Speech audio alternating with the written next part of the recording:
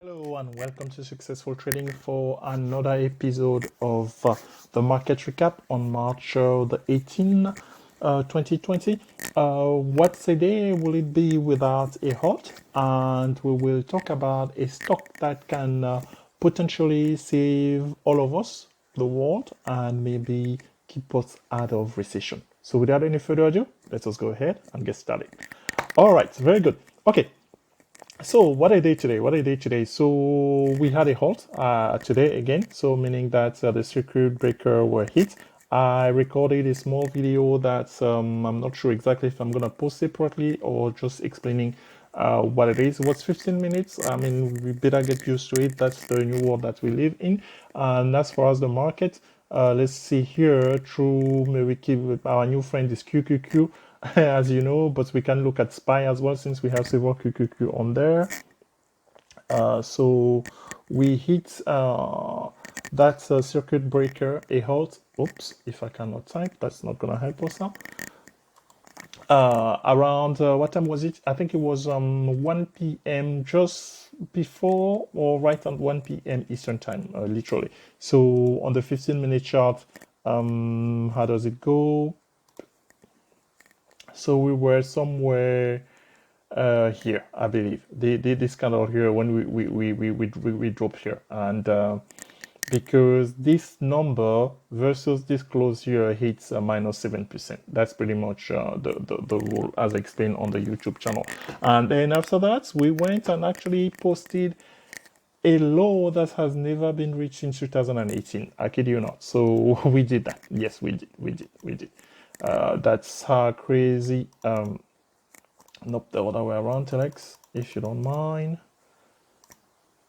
So December 2018 lows, okay, that was 234.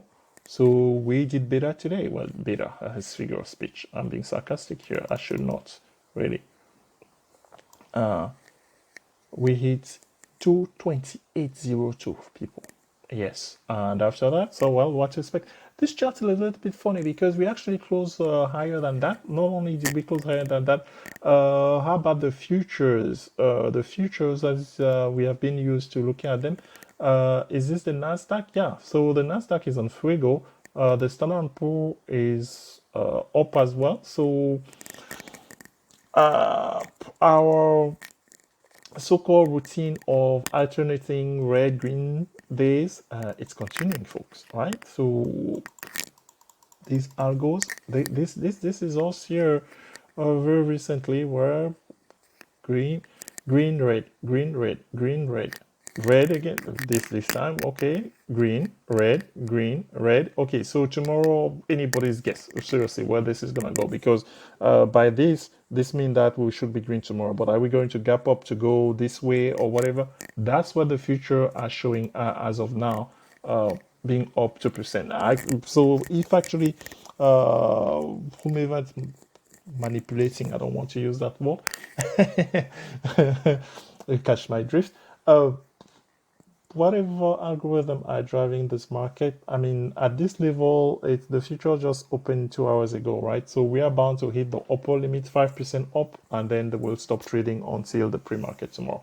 That's a story we will live to see tomorrow, and hopefully yours truly will be here to tell you about it. The other thing that I want to tell you about in today's market recap, it's pretty much the hope that came out of a single stock today. So the president was supposed to make an announcement today regarding well, he made an announcement, the usual updates, but the announcement about the FDA and what's going on in terms of potential remedies, it didn't come out.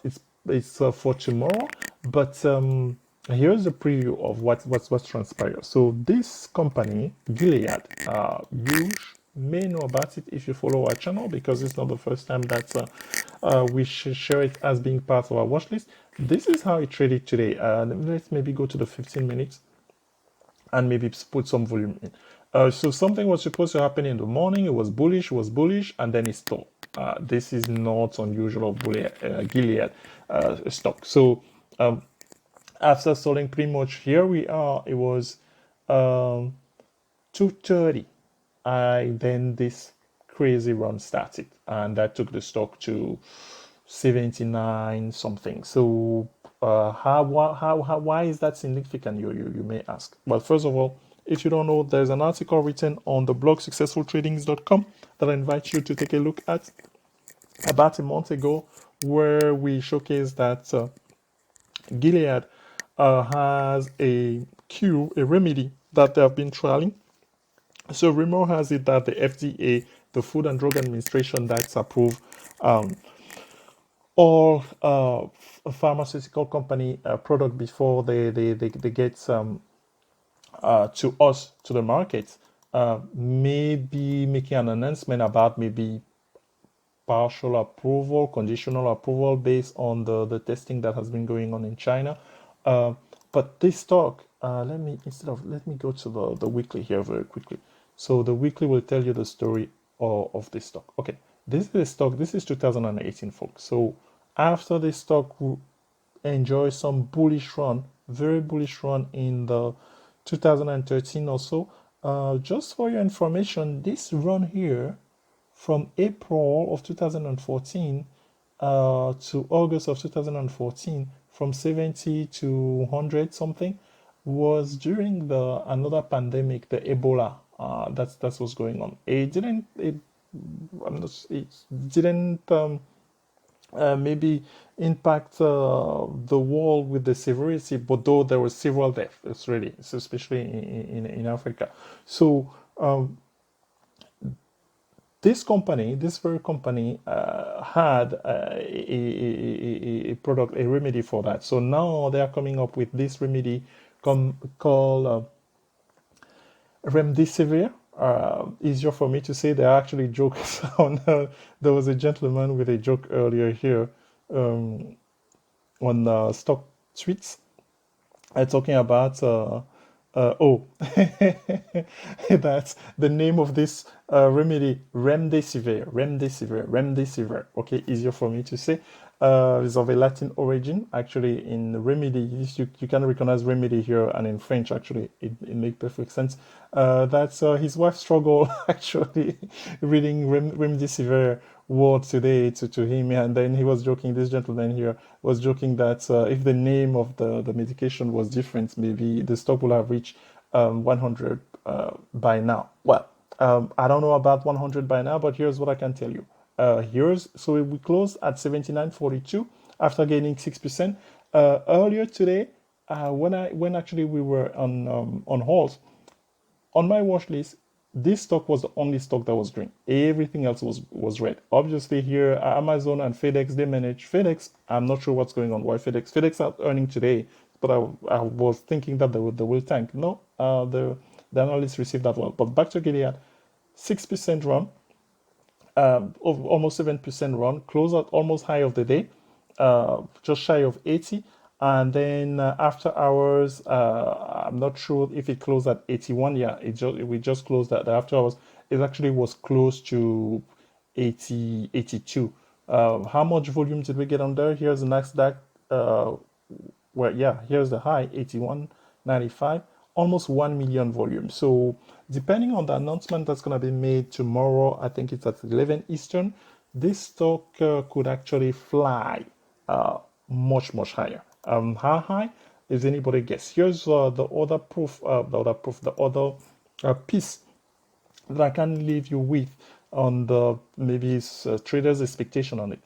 I invite you to take a look at this. This is E-Trade, and we are looking at the option chain for Gilead for the option expiring this coming Friday, so meaning 2 days from now. This is the volume on the 80 calls today, 28,000. The open interest, meaning that this is how many contracts that were already existing. So these are the ones that were traded today, meaning that tomorrow, just to get confirmation of this, we're going to see that the open interest could be much higher, almost doubling on here. And as far as the option chart itself, as you know, we like to do that side by side. So if we quickly just do this, this is how it traded. This is how the option traded today, the 80 call. So I traded this. I can tell you, very frustrating to trade. To be honest with you, I had just a handful of contract, more precisely, couple, and I couldn't manage that risk, so I sold one of them. And as you can see on here, where is it? 80. Yeah, I guess they're closed now, but it should show that I have one position on there, and then I think. Okay, I know why he's doing that because it's on the other accounts. So this here showing that I have one contract open, and then I had another contract here for 100 that I took a while back. This yeah, it's too bad that we are recording this after the close, meaning the numbers, the percentage gain here are not updated, but they were up. This actually was worth less than 5 cents early in the day. I kid you not. How do you want to get confirmation of that? We do side by side. So from 5 cents, it went, okay, here we go. So at 2 p.m. Eastern time, you can see it here. This stuff is worth 5 cents, folks. And then toward the close, it was as high as 90 cents. Could you believe that? And it closed here at about 51 cents. So meaning I missed out actually because I had this, I could have sold it here. If I were that bright, I could, if I knew, or if I could have bought a bunch of 5 cents on here. But this position, I got this position much higher than that. I think I got this position was almost $1. So here was just me minimizing my loss when I sold one of them. But there's one left. We're crossing our fingers. It's called a lotto, so we don't know what's going to happen tomorrow.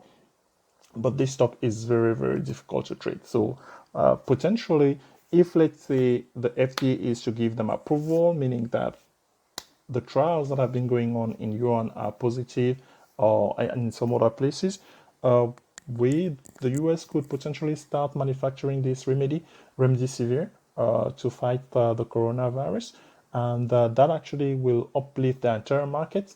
I'm not sure if that's correlated. If we take a look at the futures, well, we took a look at the futures earlier, but yeah, there's the Nasdaq. It finished actually with a flurry. It was even higher than that a few moments ago before the close. So here you have it for your March 18, 2020 market recap. Tomorrow, usually for those who read the blog, you know that we have studied the best day in trading stock and options. It's Thursday. Thursday is known as payday. So the setup, it's promising, but we have seen this thing before. So if the futures are to hold, as we're speaking of that, they just retreated.